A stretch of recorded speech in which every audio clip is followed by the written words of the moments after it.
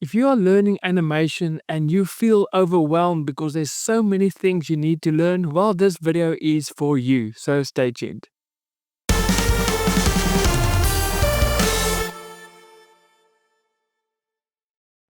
Hey guys, my name is Eon and welcome to my Start Animating YouTube channel, the channel that is specifically aimed at everyone that is new to animation. And if that is you, welcome, you are at the right place. So make sure you hit that subscribe button and also click on that little notification bell so that you can get notified every week when I upload a brand new video. And if you are new to animation or you want to start out, I created the animation startup guide.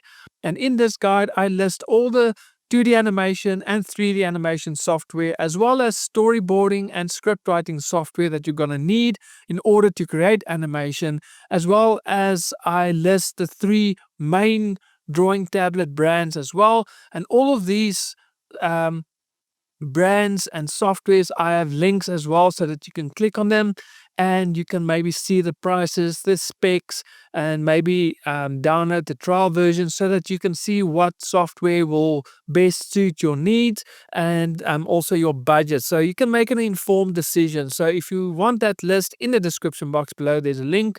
Just click there and I will send that guide to you.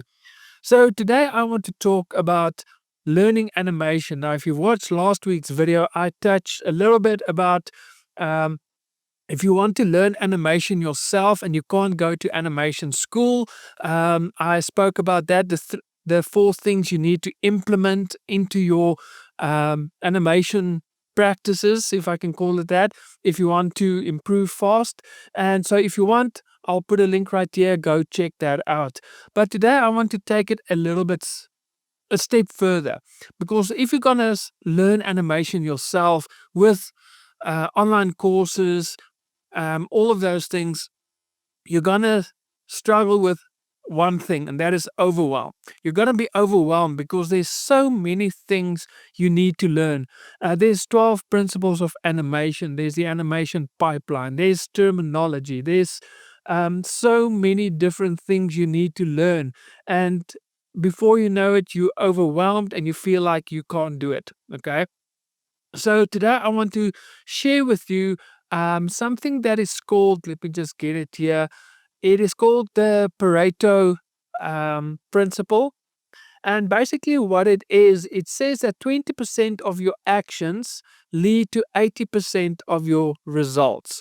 Okay, so if you're going to apply the Pareto Principle to your animation learning, so what you want to do is you don't want to focus on 100% of everything. Okay, yes, you want to get there, you want to learn everything, but if you want to grow fast, focus on that 20% that will give you the most results. So if you focus on that, you're going to grow a lot faster, because now you only have to focus on 20% of the things and not on 100% of the things. So you need to look at what are the 20% that will give you 80% of the results. That way you can eliminate a lot of the other things. You can focus on just a small amount of things you need to learn and to practice, and then you can take it from there. And the other things will over time fall in place. But at least you have less to learn, less to worry about, and you have faster growth.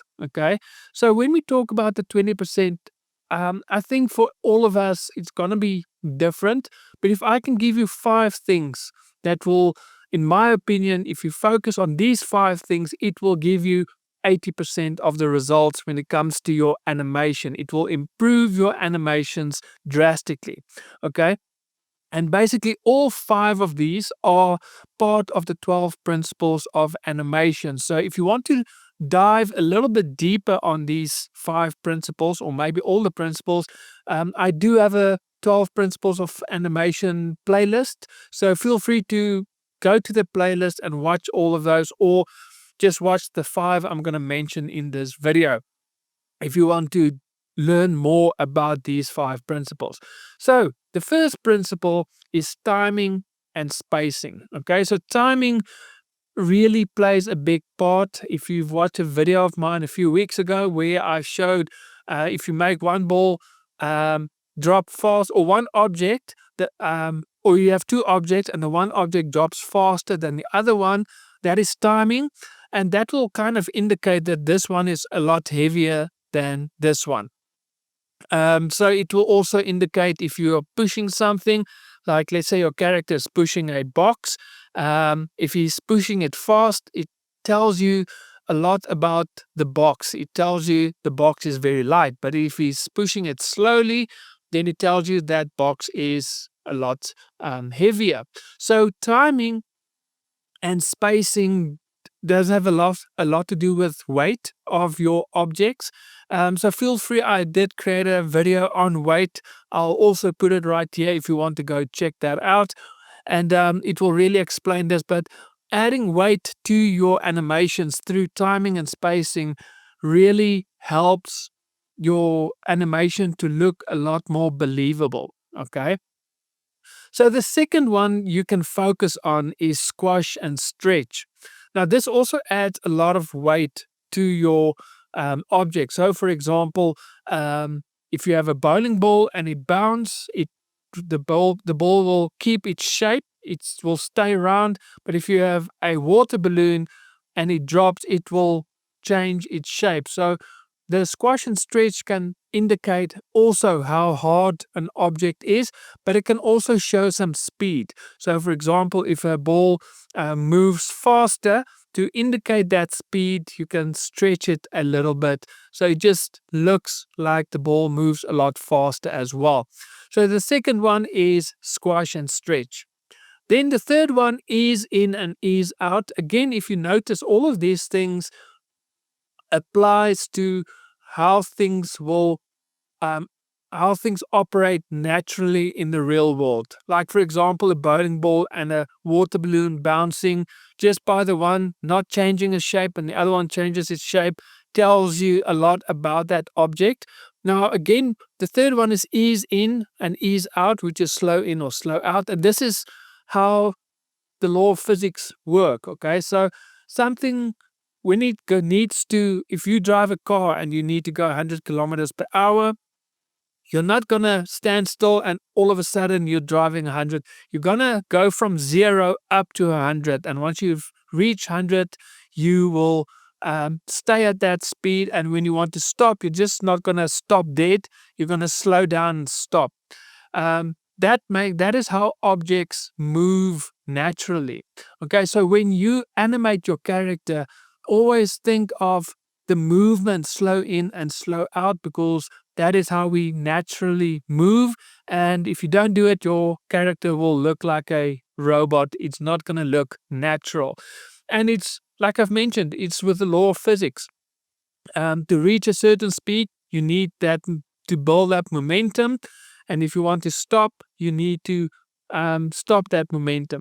But it's the same with slow out. Okay, if you want to, or ease out. If you take a ball and you roll it, it's not going to roll the same speed forever. At some stage, that ball is going to stop. And the reason why that is, excuse me, is the surface it's rolling on is causing friction. It is causing that ball friction. And because of that, that ball will eventually stop because there's friction. If there's no friction, it will just continue rolling.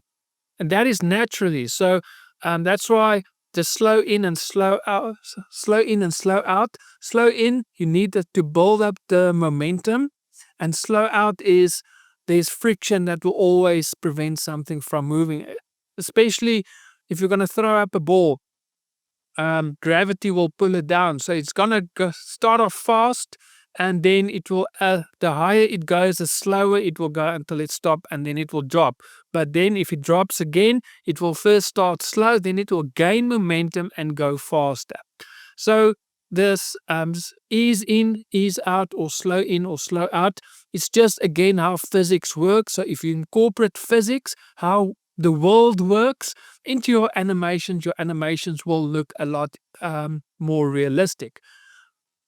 The fourth one, again talking about how the world works, is arcs. Okay, people, we don't move linearly or in a linear movement. We move in arcs. So when we walk, if I can show it like this, you can see the legs have rounded movements. It moves in arcs. It's not moving in straight. That's not how a natural body move.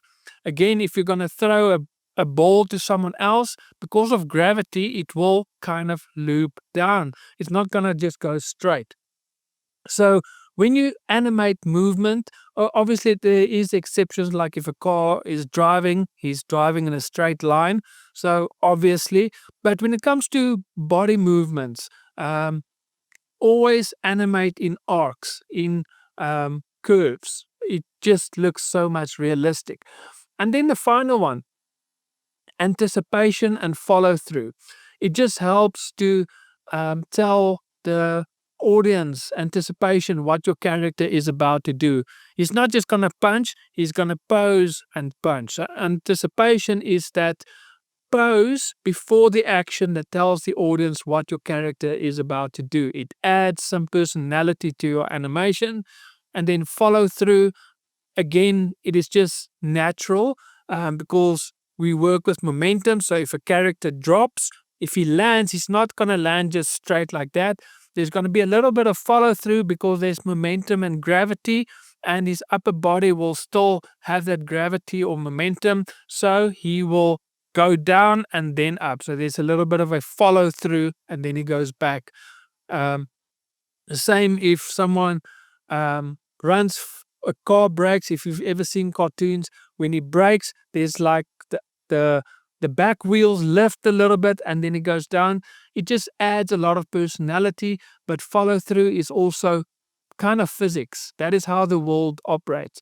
So these are 5 things, that 20%, that if you can master these 5 things, you're gonna it will have 80%, it will show 80% of the results. Your animations will improve by, I would say, 80%. And then you can focus on the other things to improve. But this, if you focus on these 5 things and you master them and you practice them, then you're going to grow a lot faster. Your animations will look so much more realistic and a lot better. And just by incorporating these 5 things. And then once you've mastered these 5 things, then you can focus on the other 60%, which only produces, or the other 80% that only produces 20% of the results. But to learn faster, you want to focus on the 20% that gives you 80% of the result. So guys, I hope this video was helpful. Let me know in the comments, what are the 5 things that you are going to focus on in your learning progress as a new animator? Are you going to focus on these 5 things? Are there other things that you feel is more important that gives you more results?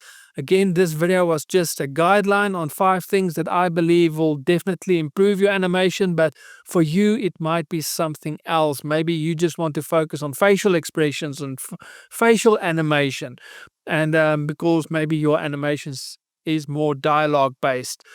So yeah, let me know in the comments. I would love to hear from you. And just another reminder that I do have a Start Animating community, and it is filled with like-minded animators, and we have weekly exercises. And it's also just a great community where you can learn from each other as well and ask questions. And feel free, I'll put a link in the description if you are interested in joining. So guys, that is it for me. I will see you guys next week with another video. So God bless and happy animating.